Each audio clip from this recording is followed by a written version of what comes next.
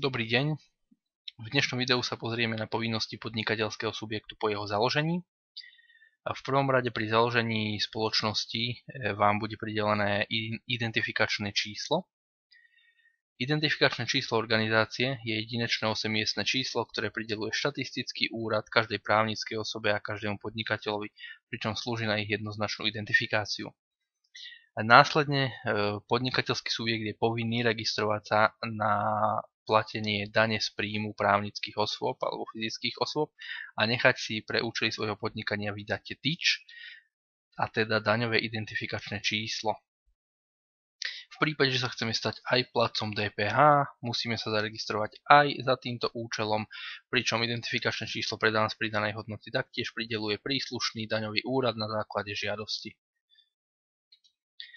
Registrácia na daňovom úrade prebieha prostredníctvom zaslania žiadosti o registráciu pre daň z príjmu právnických osôb, pričom vzniknutý podnikateľský subjekt je povinný tak urobiť do konca nasledujúceho kalendárneho mesiaca po vzniku spoločnosti. Na základe tejto žiadosti prideli príslušný daňový úrad danému subjektu daňové identifikačné číslo. Daňový úrad tak urobí do 30 dní, ale spravidla je to podstatne skôr. V prípade, že spoločnosť bude zamestnávať zamestnancov, musí sa okrem registrácie ako platiteľa dane z príjmu prihlásiť aj ako platiteľ dane zo závislej činnosti. Registrácia na DPH. Novovzniknutá SRO má možnosť voľby, či sa chce alebo nechce stať platiteľom DPH. Ak sa spoločnosť rozhodne, že chce byť platiteľom DPH, podáva na príslušný daňový úrad žiadosť o registráciu pre daň z pridanej hodnoty. Žiadateľ musí v prípade tejto žiadosti na DPH zložiť zábezpeku na daň, pričom o výšky tejto zábezpeky rozhoduje daňový úrad a môže byť od 1000 do 500 000 eur. Platiteľom DPH sa stáva spoločnosť až vydaním osvedčenia o registrácii pre DPH. Podnikateľské subjekty sú za určitých podmienok povinné registrovať sa ako plátca DPH a tieto podmienky sú nasledovné, pričom musia byť splnené obidve. Žiadateľ o registráciu, fyzická osoba alebo právnická osoba usadená v sele je zdaniteľnou osobou, to znamená vykonáva ekonomickú činnosť v zmysle zákona o DPH. A druhá podmienka, výška dosiahnutého obratu za 12 po sebe idúcich predchádzajúcich kalendárnych mesiacov musí byť aspoň 49 790 eur. V takomto prípade je spoločnosť, ktorá splnila tieto dve podmienky, povinná požiadať o registráciu na platiteľa DPH. Tlačivá registrácie pre daň z príjmu ako aj pre daň z pridanej hodnoty môžeme nájsť na stránke Finančnej správy Slovenskej republiky v sekcii Daňové a colné tlačivá, katalóg vzorov tlačív. Nájdeme si oblasť registrácia na daň z príjmov a daň z pridanej hodnoty, žiadosť o registráciu a tu sa nachádza dokument, ktorý si môžeme otvoriť, následne ho vyplniť a zaslať na daňový úrad. Sociálne odvody zamestnávateľa. V prípade, že ako podnikateľ plánujete zamestnávať zamestnancov, ste povinní sa registrovať do sociálnej poisťovne ako zamestnávateľ. Na tieto účely má sociálna poisťovňa vytvorený formulár, ktorý je potrebný vyplniť a odniesť do príslušnej pobočky sociálnej poisťovne. Tento úkon je zamestnávateľ povinný vykonať pred nástupom zamestnanca do zamestnania, a to z toho dôvodu, aby bol schopný prihlásiť zamestnancov do sociálnej poisťovne. V prípade, že tak neučiní a nezaregistruje sa ako zamestnávateľ do sociálnej poisťovne, hrozí mu pokuta od 3000 eur vyššie. Zároveň s touto registráciou je vhodné požiadať aj o používanie elektronických služieb, a to z toho dôvodu, aby výkazy do sociálnej poisťovne mohol zasielať elektronicky a nemusel ich zasielať poštou v papierovej podobe.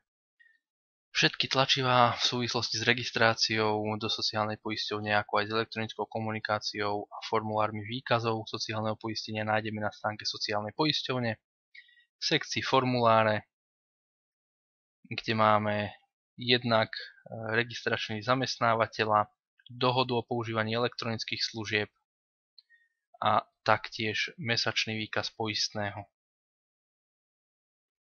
V prípade, že klikneme na registračný list zamestnávateľa, tento sa nám stiahne, otvoríme si ho v počítači a vyplníme ho. Pripomenieme tu jednu dôležitú vec. Deň splatnosti vyplňte buď ako 30. alebo 31. z toho dôvodu, aby ste mohli zaplatiť sociálne odvody do konca nasledujúceho mesiaca po zaslaní výkazu. To znamená napríklad za mesiac marec do konca apríla. A zdravotné odvody zamestnávateľa. Situácia je rovnaká ako pri sociálnych odvodoch.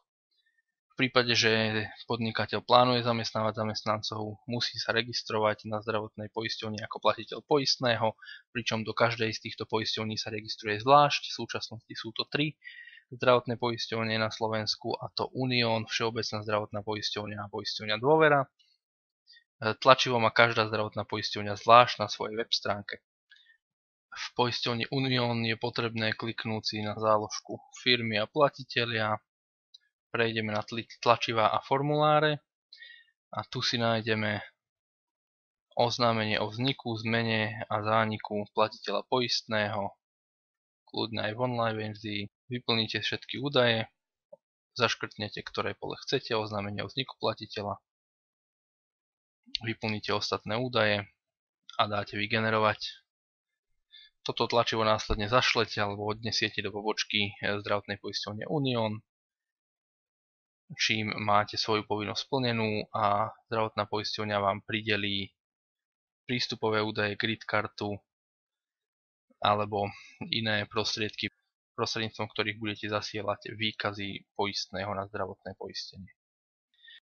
Na stránke poisťovne Dôvera je to obdobné, stačí sa preskrolovať na spodok stránky a prejsť na časť u platiteľa, na potvrdenie a tlačivá a nájsť si pre zamestnávateľov oznámenie o vzniku, zmene a zániku platiteľa poistného.